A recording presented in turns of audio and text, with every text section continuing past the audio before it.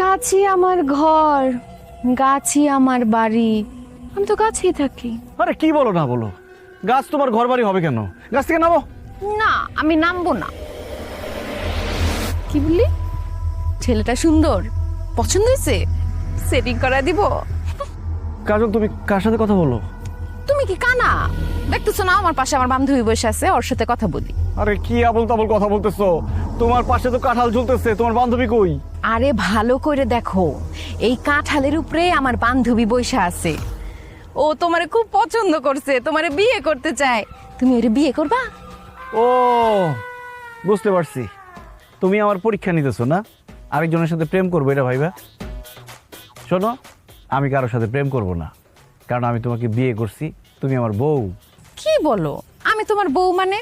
আমার তো এখনো বিয়ে হয় নাই, তবে আলবাতের সাথে আমার প্রেম চলতেছে। কি? আলবাত কে আবার?